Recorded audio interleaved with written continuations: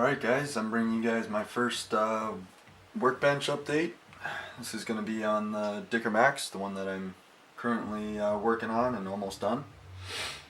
So first off, I'm going to talk to you a little bit about the kit. Whoops. It's Dragon models, and kit was highly detailed.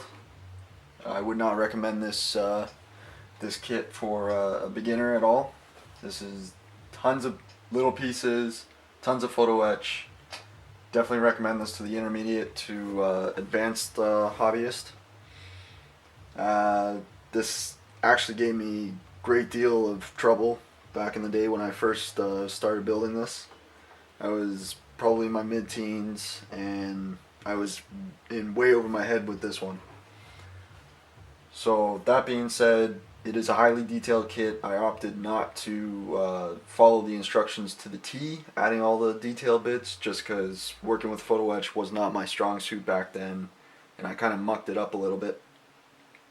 So I opted to throw in a few of my own details from another kit. I believe it's the Dragon half-track, German half-track, 251. I added some in the back. I'll zoom in later on, specifically on the tank itself, to give you guys a better look. I'm not sure how much detail you guys will be picking up, but I am going to be incorporating this one into a diorama. So I also picked up AFV Club's German 10.5 centimeter ammunition set. I did do some research, and this is the kind of ammo that this tank destroyer would be firing. So this kit was good. It was nice, simple, easy kit to put together. However, I did not like the detail. There was not much detail offered, so I opted to actually modify it and not show it. I've covered it with a tarp. I'm going to be covering it with a tarp so that you don't really see the lack of detail in this kit. And I'll be showing that later on when I get to showing you guys what stage I'm at with the diorama itself. I'm also going to be adding 4 crew figures. This is Dragon Models German self-propelled gun crew. They're going to be situated like you see on the box art, pretty much in the diorama itself, with the exception of the tank commander. He'll be off to the side, actually standing on the tarp, kind of surveying the battlefield. This again was a great kit, easy to put together. This will be the first time I'm trying this splinter camo, so I've gotten quite far. I'm almost done 2 of the figures, so we'll see how that turns out. I kind of like the way the figures are turning out so far, but that was a learning experience for me. I've never done intricate camo on figures before, so right now it's looking pretty good though. And because it's going to be a diorama, I'm going to be adding some foliage and trees. This I got from an online hobby shop from the Netherlands.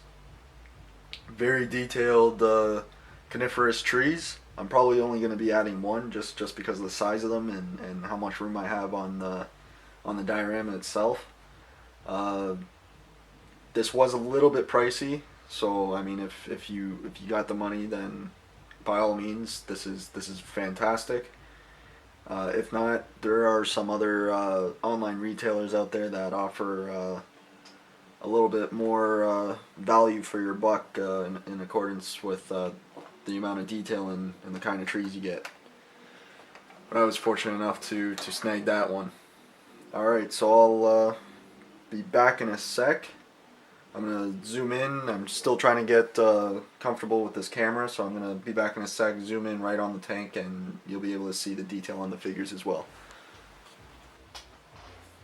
Alright, so hopefully now you guys can see a little bit more detail. There were supposed to be 2 spare tracks sitting on each side of the fenders. Well, actually each side of the gun on the fenders. Opted not to do that, just because there was a lot of, like, the brackets were photo etch, and screwed them up with adding too much glue, and then they got seized, and it was no good. So didn't end up putting that in.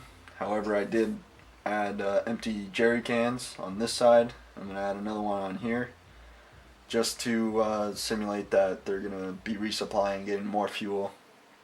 Just like you saw in one of the box art images from the figure set, guys has a jerry can in his hand, so he'll be walking back to the vehicle with a full can.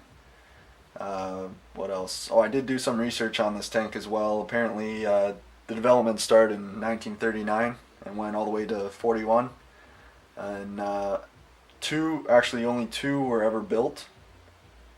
In 1941, one caught fire and never saw action, so this tank is actually a very, very rare tank because only one ever saw combat, and was only in service until 42. It had a lot of shortcomings. The crew didn't like how little traverse the gun had, so they always had to keep moving the entire tank to be able to fire the gun. What else? So right now on the tracks, I've only added a brief, preliminary dust wash. I'm not gonna do any mud effects until I actually have the diorama complete, and I know what colors I'm gonna be using. I've done some streaking effects. I don't know how well you guys are gonna be able to see all that, but I've done some streaking effects on all the vertical surfaces, and that I used AK products. I used the streaking grime for Panzer Gray, and also just standard streaking grime color. I did a wash blue filter for Panzer Gray, and some rust effects too. I did some rust streaking. So here on the back is where I added some more stowage, just to give it a used look. People are actually using this vehicle and have some supplies with them as well. I'm going to tilt this up just a little bit. And here I've added, I don't know how well that's going to come out. Here I've done some chipping effects inside the actual fighting compartment. Maybe went a little too overboard with the chipping on the actual gun itself and the breech. But I've added some pigment in the bottom there to simulate crew, like dust from the crew walking around in there as well, and I've added some ammo that the crew is already resupplying and putting inside the vehicle. What else? I opted not to. There's supposed to be two hooks, very fragile hooks on this side of the fighting compartment, and you're supposed to wrap the metal tow cable around them. At the time, I had no idea how I was going to accomplish this, just because I didn't have the proper glues, and the tow cable it wanted to snap back into a straight line, so it was very difficult to wrap them around. Plus, this is very difficult, so it kept breaking them off. So I was like, you know what? I'm just going to lay it around the tank instead. I think it gives it a nice, unique look anyways. I've seen a lot actually completed that have it done, which is, that's kudos to them, but was not able to do it myself, which is totally fine. I've added some streaking grime too on the front here. I did have some issues with some of the paint. I don't know if this happens a lot, but in between the two hatches, this is actually a dummy hatch. This is the one that the driver would have sat in to actually drive the vehicle. This is just a decoy hatch to throw the Allies off when, actually this fought on the Eastern Front, so it's to throw the Soviets off. Sometimes, I guess, people would want to fire at that one and nobody's in there. So, but I did have some issues with the paint. It kind of started to, it had a rough texture to it after I applied it. And I don't know if this happens a lot, but when in the areas that it's hard to get the airbrush in and the paint in, it kind of goes rough on me. So I don't know if that happens a lot, but that was one of the issues I had with that. Also, I've added some preliminary dust effects on the fenders themselves as well. So I mean, that is pretty much it for this tank. I'm almost done. All I got to do is finish the dust effects off and the mud effects when I finish up the diorama itself. So hopefully that won't take too long.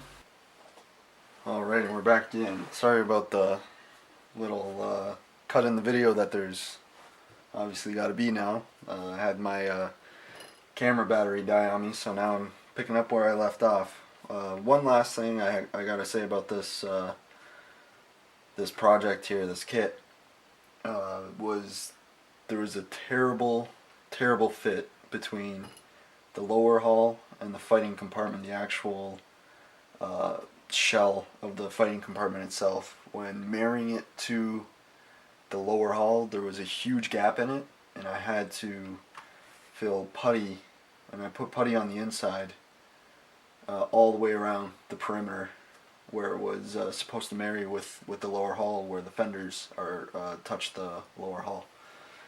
So other than that, again, this is a very detailed build, and it did give me a lot of troubles, but in the end I think it finally made it turn out alright. So with that being said, I'll move over to the figures.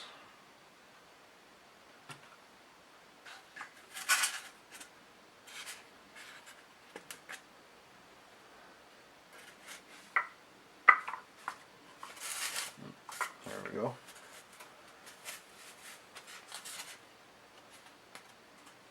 So the figures have been given their splinter camouflage. Again, like I said, this is going to be the first time I've ever attempted this kind of camouflage on a figure. This guy is half done. I still got to give him the green color to the camouflage pattern, but I've done the brown. And I've used Panzer Ace's, Vallejo Panzer Ace's set of paint to hand paint them. This is all hand painted. I sprayed the base color and his trousers the field gray or the field green. And then this guy still, he's going to be the one handing or having the jerry can in hand. Still got to finish his camo scheme up. Just like the guy handing in the ammo to this guy, still got to finish his camo scheme up as well. But this guy's pretty much done. You can see the completed camouflage pattern to his trousers and his white coat. Actually, all these guys have splinter camo on their coats, except the tank commander has his turned inside out. I don't know if that's just to designate him as guy in charge, or if it's just one of those things. So after the paint work is all completed, I'm going to give these guys a filter and maybe a wash just to highlight some of the details in the folds and around the buttons and pockets and whatnot. And then of course I'll add pigments and whatnot to the lower half of the guys' bodies, just to simulate dust and whatnot accumulating on them. So as for that is figures and the tank all done. I'll show you guys the tarp that I was working on.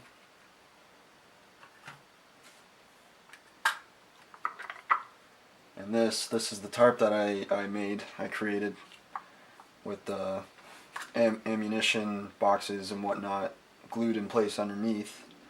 Basically how I made this, I used a tip that I got from another YouTuber on there, Storm. He showed, he gave the technique on how to make your own tarps and whatnot using Magic Sculpt and the Magic Sculpt resin and hardener.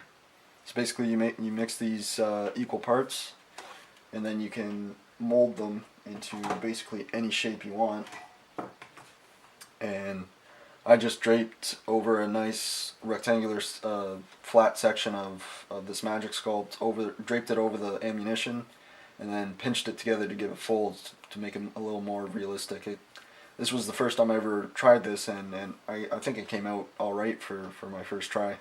Then I glued binoculars on top, so I'm going to have you can actually see, maybe you can make out the footprints. That's where I'm going to have the tank commander standing on the tarp looking over the battlefield and whatnot. So that is the build so far. Oh, I do have the base somewhat started. It's gonna be, I'm gonna paint it, it's gonna be a semi-gloss black. Let's bring you guys out.